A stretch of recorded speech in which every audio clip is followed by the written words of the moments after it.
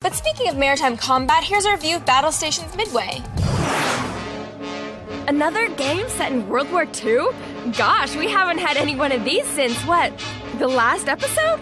How many real-time strategies and shooters can you set in a bombed-out French village before the whole genre starts to smell like old brie? Incoming at 3 o'clock!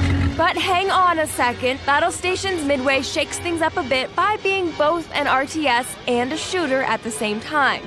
And it's also set in the largely ignored Pacific theater of the war, letting you take part in the most famous naval battles of that conflict.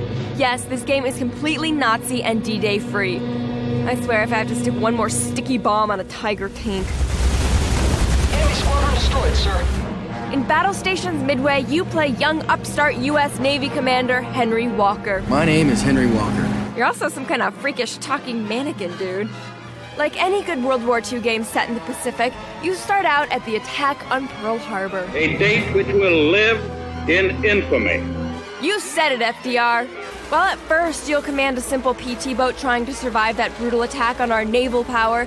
You'll soon progress to larger ships like destroyers and cruisers, all the way up to aircraft carriers.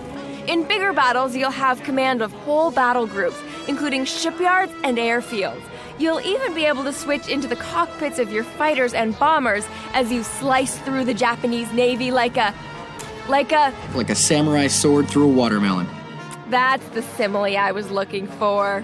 Battles can be waged first person from the bridge of ships and seats of planes, but you also have control over the full battle from overhead maps that let you plan and coordinate your attacks. This is where the game starts to feel more like real-time strategy. This is also where a lot of you more non-hardcore gamers are gonna get turned off.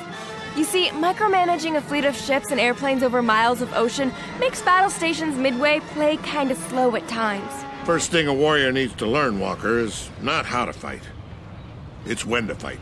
Whatever, dude. I'm here to have a good time. Considering you've been too busy drinking beer and making whoopee to report for duty on board your vessel. Man, war truly is hell. For the serious armchair admiral out there, Battlestations Midway is a satisfyingly realistic and deep representation of the war at sea, mixed with just the right amount of visceral action to keep us wanting more. But that's the problem. We want more.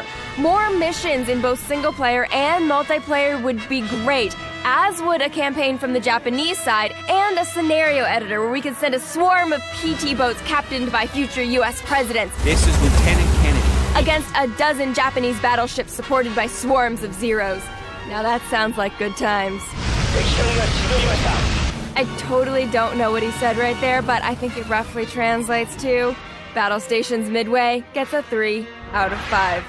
I'll see you somewhere in the Pacific.